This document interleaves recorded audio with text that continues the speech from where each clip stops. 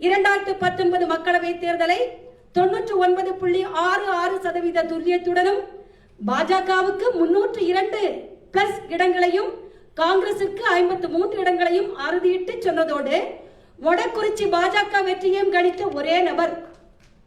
அங்குதான் இங்குதான் என்றில்லாமல் எங்கும் எதிலும் தங்குதடையின்றி பொங்கு பிரவாகம் எடுக்க சாதாரண மனிதனின் சாதாரண அசாதாரண சிந்தனை என்ற தலைப்பிலே உரையாற்ற வருமாறு திரு ஜே.வி.சி. ஸ்ரீராம் அவர்களை அன்புடன் அழைக்கின்றேன்.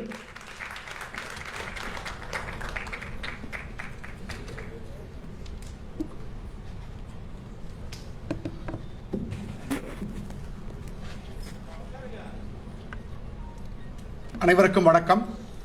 இந்த வாய்ப்பை அளித்த பாரதிய ஜனதா கட்சி, தமிழக பாரதிய ஜனதா கட்சி யூனிட்டுக்கும், தலைவர் திரு அண்ணாமலை அவர்களுக்கும், இன்டலெக்சுவல் செல் கன்வீனர் ஆர் பிரசிடென்ட் திரு ஷெல்வி அவர்களுக்கும் மற்றும் மேடையில் அமர்ந்திருக்கும் அனைவருக்கும், பெரியோர்களுக்கும் தாய்மார்களுக்கும் என் அன்பு கலந்த வணக்கம். இன்னைக்கு நான் எடுத்துக்கிட்டு இருக்க டாபிக் என்னன்னா, ஒரு சாதாரண மனுஷனோட சாதனைகளை பத்தி பேசுறதுக்காக இங்க வரல. அந்த சாதாரண மனுஷனை போற்றி பாடுறதுக்காக இங்க வரல. அந்த சாதாரண மனுஷன் பின்னாடி இருக்கிற சிந்தனை, ஏன்னா சிந்தனை இல்லாம சாதனை இருக்கவே முடியாது.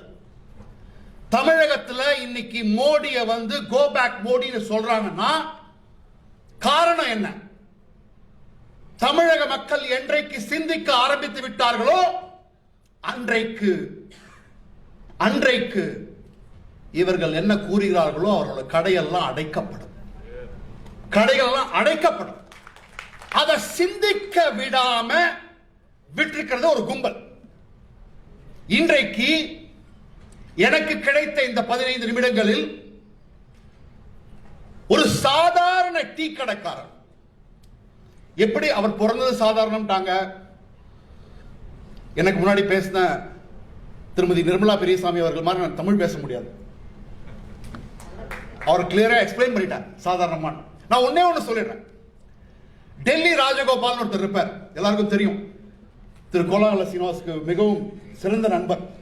அவர் ஒரு வாட்டி சொல்றாரு, நான் மோடியை முதல்ல எங்க பார்த்தேன்னா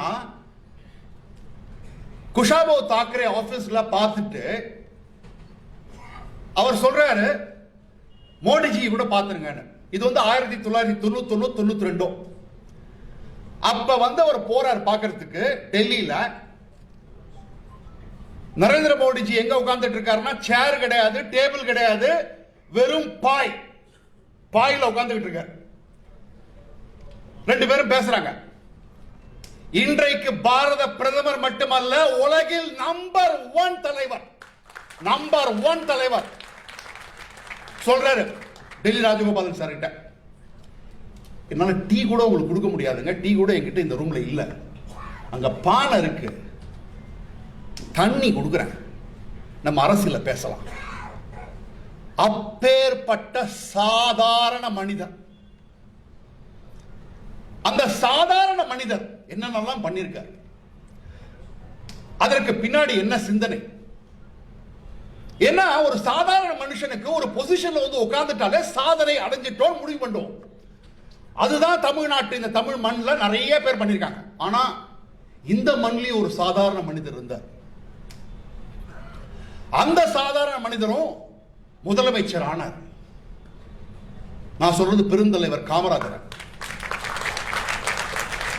நான் அப்ப பிறக்கல, ஆனா எங்க அப்பா சொல்லுவார், பெருந்தலைவர் காமராஜர் முதல்வர் ஆன உடனே ஒரு பத்திரிகையாளர் கேட்கிறார், நீங்க இந்த பதவிக்கு வந்திருக்கீங்களே, இந்த சாதனை படிச்சிருக்கீங்களே, என்ன கூற விரும்புறீங்க அப்படின்னாரு.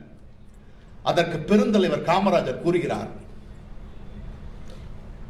இந்த பதவியை விட்டு நான் வெளியேறும் போதுதான் தெரியும் இந்த பதவி எனக்கு பெருமை கொடுத்ததா அல்லது நான் இந்த பதவிக்கு பெருமை கொடுத்தேனா என்று. அவ்வழி வந்த தலைவன் எங்கள் தலைவன் நரேந்திர தாமோதர் தாஸ் மோடி. அதுக்குள்ள அவர் சாதனைகளை பேச வேண்டாங்க, இன்னும் நிறைய வந்துட்டோம், வெகு தூரம், இன்னும் எவ்வளவு தூரம் இருக்கு. அருமை அண்ணன் ஸ்ரீராம் சேஷாத்ரி சொன்னார், 10லேருந்து 4க்கு வந்திருக்கோம். பட் 4லேருந்து 1ஆம் இடத்துக்கு எடுத்து கொண்டு போகிற செல்வ இடத்துக்கு நரேந்திர மோடி வேண்டும். 2014 தேர்தல் முடியுது. முடிஞ்ச உடனே எல்லாரும் கொண்டாடினாங்க. சில பேர்லாம் ரொம்ப வருத்தப்பட்டாங்க. ஒருத்தர் இங்கிலாந்துல இருந்து ஒருத்தர் எழுதுறார், கார்டியன் எழுதுறார். அவர் எழுதின படிச்சாலே நம்மளுடைய சிந்தனை, நம்ம நாட்டின் மக்கள் சிந்தனை, நரேந்திர மோடிஜியின் சிந்தனை, அதனால் வந்த சாதனை நம்மால் அறிய முடியும். அவர் எழுதுறார், கார்டியன், ஒரு பிரிட்டிஷ் பத்திரிகையாளர். The last vestige of British Raj on Indian soil has been destroyed today with the victory of Narendra Damodar Das Modi. என்ன எழுதுறாரு? கடைசி பிரிட்டிஷ் ஆங்கிலேயருடைய அடையாளம் அழிந்து விட்டது. அப்படின்னா என்ன அர்த்தம்? 1947 நமக்கு சுதந்திரம் கிடைச்சிருக்கு. ஆனா அந்த அடையாளம் இருந்திருக்கு. அந்த அடையாளம் அவன் வாயிலே வருது, இன்னைக்கு தாண்டா அழியுதுன்னு. அதற்கு காரணமும் இருக்கு. 1998 ரொம்ப மரியாதைக்குரியவர் நம்ம முன்னாள் தேர்தல் ஆணைய தலைவர் திரு TN சேஷனிடம் கேட்கிறார்கள். ஒரு விவாதத்தை தான் பார்ட்டிசிபேட் பண்றான்னு நினைக்கிறேன். அவர்கிட்ட கேட்கிறாங்க, இந்தியாவில் என்ன சார் பிரச்சனை?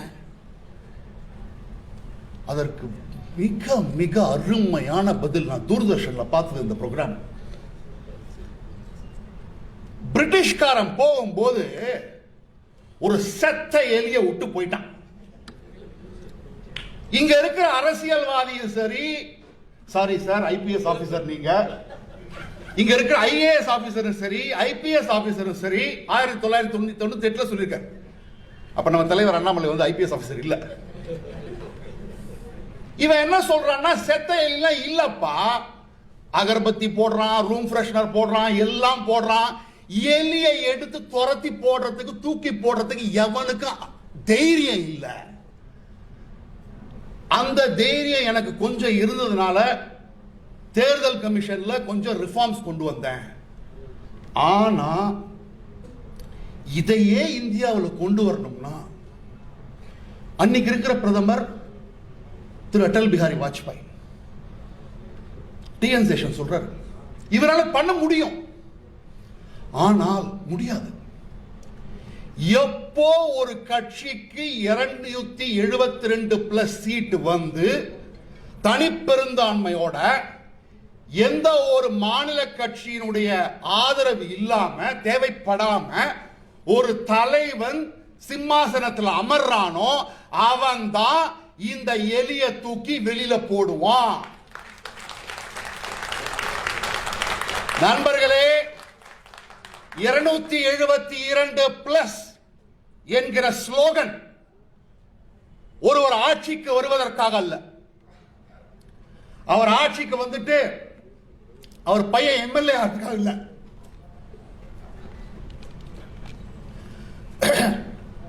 அவருடைய பேரனை ஐரோப்பிய நாட்டுக்கு அனுப்புறதுக்காக இல்ல. 272 சீட் வந்தா தான் இந்தியாவினுடைய தலையெழுத்தை நம்ம மாற்ற முடியுங்கிற சிந்தனை தான் நரேந்திர மோடிஜியின் சிந்தனை. நான் 2-3 விஷயம் தான் பேசுவேன், அதுக்குள்ள மேடம் சொல்லலாம், டைம் ஆயிடுச்சுன்னா. நான் 1994-95 கிட்ட என்னோட நண்பர் ஒருத்தர் இருக்கார். அவர் ஒரு பெரிய தொழில் நடத்துறார் சென்னையில். நான் காலேஜ் முடிச்சுட்டு அப்பதான் சென்னைக்கு வரேன். நான் சிறுவில்புத்தூர் காலேஜ் படிச்சு சென்னைக்கு வரேன். அப்ப சொல்றாரு, நான் அந்த கட்சியை சேர்ந்தவர் கிடையாது, நான் ஒரு திராவிட கட்சியை சேர்ந்தவன் தான். அப்ப சொல்றாரு, என்னோட சும்மா வாப்பா, பாத யாத்திரை போறாங்க, ஒரு நாள் நம்மளும் கூட போலாம், என்னோட வா, உனக்கும் தெரிஞ்சுப்ப என்ன நடக்குதுன்னு. சரி போலாம் அப்படின்னு சொல்லிட்டு திண்டுக்கல் மாவட்டத்தில் ஒரே ஒரு பாதி நாள் தான் போனேன். போயிட்டு இருக்கும்போது ஒரு பட்ட பகல் நடந்துகிட்டு இருக்கோம். ஒரு 4-5 பெண்மணிகள் குடத்தை இடுப்புல வச்சுக்கிட்டு வேர்த்து கொட்ட நடந்துகிட்டு இருக்காங்க. அந்த பாத யாத்திரை நடத்துற தலைவர் வந்து அவர்களை பார்த்து கேட்கிறாரு, என்னம்மா இப்படி நடந்துகிட்டு இருக்கீங்க தண்ணி எடுத்துட்டு அப்படின்னு. அங்க இருந்த பெண்மணிகள் சொல்றாங்க, எங்க வீட்டிலேருந்து 7 கிலோமீட்டர் நடந்தா தான் எங்களுக்கு தண்ணி கிடைக்கும். அந்த 7 கிலோமீட்டர் தண்ணி எடுத்துக்கிட்டு திரும்பி 7 கிலோமீட்டர் வீட்டுக்கு போகணும். அப்படிதாம்மா போய்கிட்டு இருக்கேன் அண்ணன். அந்த தலைவர் கேட்டுக்கிட்டு ரொம்ப வருத்தப்பட்டார்.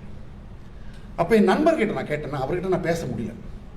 இந்த பிரச்சனைக்கு எப்பங்க தீர்வு வரும்னு தெரியலங்க. தண்ணி எங்கேருந்து கிடைக்கும், எப்போ வரும்னு தெரியாது. இதுதான் இந்தியாவோட நிலைமை. இந்த நிலைமையை எவனும் பேசவும் இல்லை.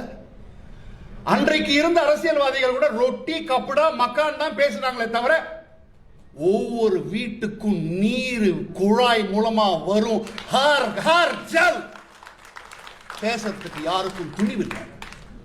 இன்றைக்கு 44% இந்தியா, 36% தமிழ்நாடு, 19% இருந்த தமிழ்நாடு இன்று 36% ஆகியிருக்கிறது. ஹர் ஹர் ஜல், அனைத்து இல்லத்திலும் குழாய் தண்ணீர் கிடைக்கும். இது ஒரு என்னன்னா, எதிர்கட்சி தலைவர்கள்லாம் பார்த்து சொல்றாங்க, என்னப்பா இவரு ரெட் ஃபோர்ட்டுக்கு போறாரு, கழிவறையை பத்தி பேசுறாரு. கழிவறையே இல்லாத நாடு தான் இது இந்தியா நாடு அப்படின்னு சொல்லியே என்னாச்சு, அரசியல்வாதிகள் வந்து என்ன சொன்னாங்கன்னா, nothing will move in India, nothing will change in India, இந்தியால எதுவுமே நகராது, இந்தியா எதுவுமே மாறாது. இதையே சொல்லி கழிவறை கூட இல்லாம பண்ணிட்டாங்க. அதே மாதிரி இந்தியர்களுக்கும் என்ன ஆயிடுச்சு, நம்மளால முடியாது. சைக்காலஜிஸ்ட் ஒரு 12 வருஷத்துக்கு முன்னாடி ஒரு ரிப்போர்ட் பப்ளிஷ் பண்ணாங்க. ஒரு இந்தியன் 18 வயது தாண்டறதுக்கு முன்னாடி பெற்றோர், ஆசிரியர், சமுதாயம் மற்ற அனைவரும் சேர்ந்து 1,48,000 தடவை அந்த சிறுவருக்கோ சிறுமிக்கோ என்ன சொல்றாங்க தெரியுமா, யூ காண்ட், உன்னால் முடியாது, யூ வில் நாட். இந்த நரேட்டிவ் தான் இந்தியாவில் அப்படியே கிளியர் கட்டா செட் பண்ணி வச்சிருந்தாங்க. அந்த சிந்தனைய மாற்றத்திற்காக வந்த தலைவர் தான் திரு நரேந்திர தாமோதர் தாஸ் மோடி. எப்படி சார் அவ்வளவு தைரியமா சொல்றீங்க? ஆமா, தைரியமா சொல்லுவேன். இன்னைக்கு நான் மட்டும் சொல்ல வேண்டியது இல்ல, இந்தியாவில் இருக்கிற ஒவ்வொரு குடிமகனும் சொல்ல வேண்டிய விஷயம்.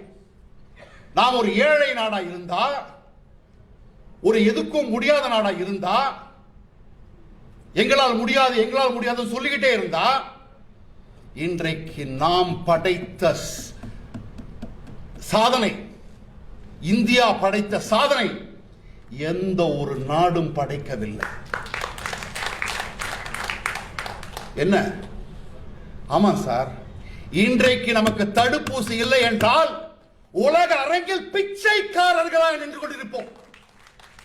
இது எவ்வளவு பேருக்கு தெரியும்? மார்ச் 30 லாக்டவுன் பண்ணிட்டாருன்னு சொன்னாங்களே தவிர, ஊரடங்குக்கு பின்னாடி இம்மீடியட்டா சயின்டிஸ்ட் அண்ட் ரிசர்ச்சர்ஸ் கூப்பிட்டு, உங்க மேல எனக்கு நம்பிக்கை இருக்கு, இந்தியா மேல எனக்கு நம்பிக்கை இருக்கு, போய் ரிசர்ச் ஸ்டார்ட் பண்ணுங்க. செப்டம்பர் மாசம் பூனாவால வந்து கேட்கிறார், சார் ஆரம்பிச்சிட்டோம் ப்ரொடக்ஷனை, ஆனா அப்ரூவல் வரல.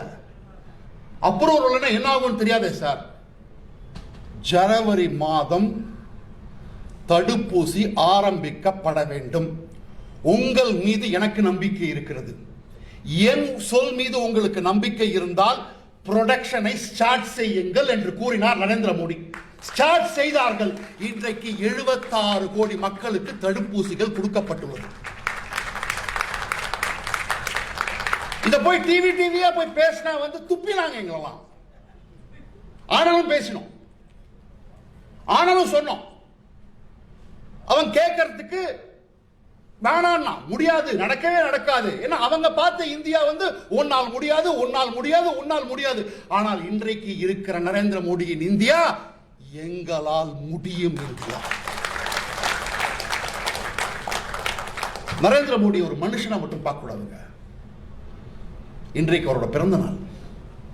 என்னை பொறுத்த மட்டும் திரு நரேந்திர மோடிங்கிறது ஒரு எமோஷன், ஒரு உணர்வு, ஒரு சாதாரண மனிதன் அசாதாரண சிந்தனையுடன் எத்தகைய சாதனையை படைக்கலாம் என்பதற்கு ஒரு எடுத்துக்காட்டு தான் திரு நரேந்திர தாமோதர் தாஸ் மோடி.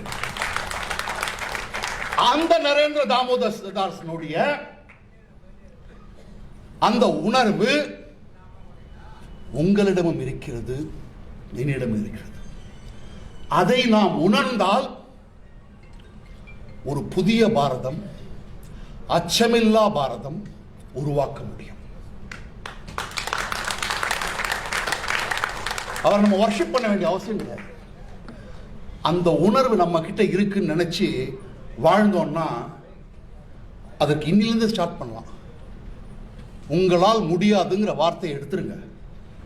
ஒரு டீ விற்பனையாளர் இன்றைக்கு உலகத்தின் மிகப்பெரிய தலைவராக இருக்கும் பொழுது நாம் என்ன வேணா சாதிக்கலாம்.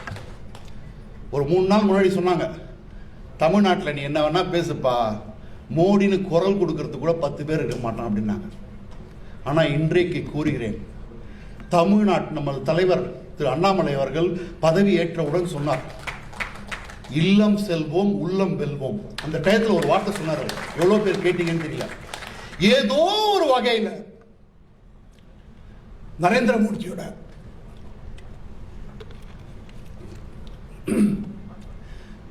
மோடியோட ரிஃபார்ம்ஸ் ஒவ்வொரு மக்களுக்கும் போய் சேர்ந்திருக்கு. தமிழக மக்களுக்கு அதை போய் சொன்னாலே போதும், அதை நம்ம பண்ணாலே போதும். தமிழகம் பூரா ஒரே ஒரு சொல் தான் ஒலிக்கும். எந்த ஒலி? எந்த ஒலி? இப்போ ஒரு வாட்டி சொல்லி காமிப்போமா? சென்னையில் சொல்லலாமா? இந்த வாணிமகல்ல சொல்லலாமா?